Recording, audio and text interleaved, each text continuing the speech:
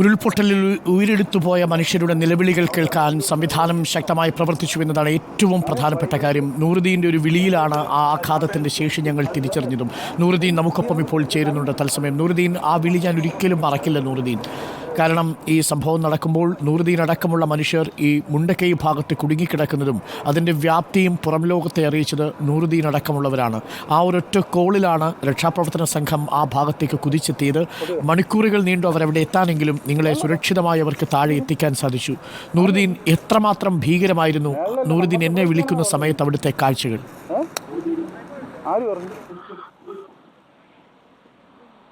Hello Nooruddeen, കേൾക്കാമോ?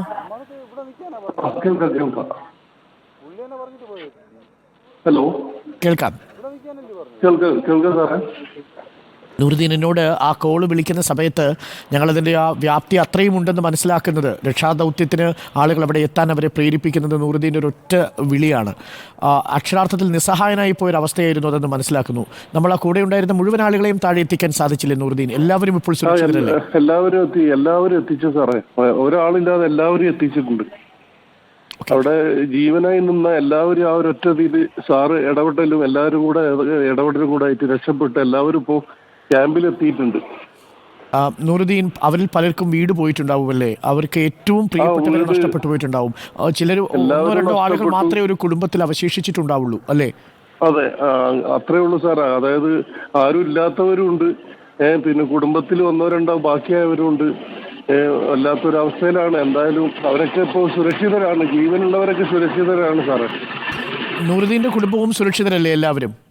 അതെ, എൻ്റെ കുടുംബം സുരക്ഷിതരാണ്. എൻ്റെ ഭാര്യയുടെ പിന്നെ ബ്രദറിന്റെ മോളും അവരുടെ ഭാര്യയുടെ ഉമ്മയും പോയിട്ടുണ്ട്. അവരെ ഹോസ്പിറ്റലിലാണ്. അവരെ മോളെ രാവിലെ നിലമ്പൂരിൽ നിന്ന് കിട്ടി. ഞങ്ങൾ രാവിലെ അവരുടെ ഖബറടക്കമൊക്കെ നടത്തി.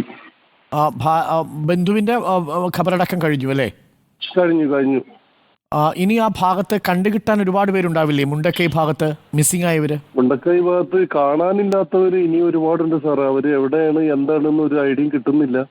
നമ്മൾ ഇന്നലെ നമ്മൾ പ്രതീക്ഷിച്ചത് മറ്റേ സുദേവന്റെ വീട്ടിലും അപ്പുറത്തെ വീട്ടിലും ആളുണ്ട് എന്ന് ഉറപ്പിച്ച്, പക്ഷെ അവരെ ഒന്നും നമുക്ക് കണ്ടു കിട്ടിയില്ലല്ലോ.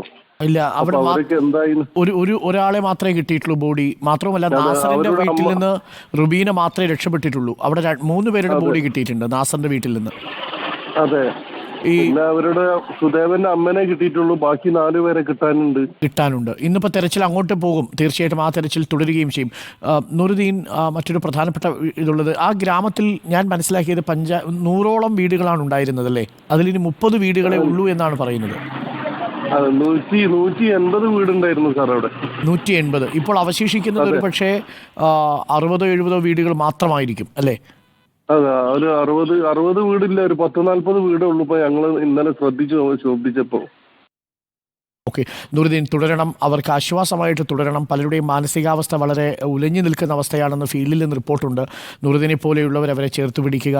സംവിധാനങ്ങളെല്ലാം ഉണ്ട്. ഞങ്ങളടക്കമുള്ള മാധ്യമപ്രവർത്തകരും കഴിഞ്ഞ 50 മണിക്കൂറായി നിങ്ങൾക്കൊപ്പം തന്നെയുണ്ട്. തീർച്ചയായിട്ടും ക്യാമ്പുകളിലേക്കൊക്കെ പോവുക. നിങ്ങളുടെ പ്രിയപ്പെട്ട നൂറുദ്ദീനെയൊക്കെ കാണുമ്പോൾ അവർക്കൊരു ആശ്വാസമായിരിക്കും. നൂറുദ്ദീൻ, തീർച്ചയായിട്ടും അവരുടെ അടുത്തേക്കൊക്കെ ചെല്ലുക. ഇന്നത്തെ ദിവസം പൂർണ്ണമായും ക്യാമ്പുകളിലായിരിക്കും നൂറുദ്ദീൻ. നൂറുദ്ദീൻ, കേൾക്കാമോ എന്നെ? കേൾക്കാം സാറേ. എനിക്ക് സാറേ ഒരു മിനിറ്റ് സാറേ, ഒരു കാര്യം പറയാനുണ്ട്. അതായത് നമ്മളെ മുണ്ടക്കായിലുള്ളവർക്ക് ഭക്ഷണങ്ങളൊന്നും എത്തിക്കാനുള്ള ഒരു സംവിധാനം ഇന്ന് എന്തായാലും സാറൊന്ന് ഇടപെട്ട് ചെയ്തു തരണം. ഭക്ഷണം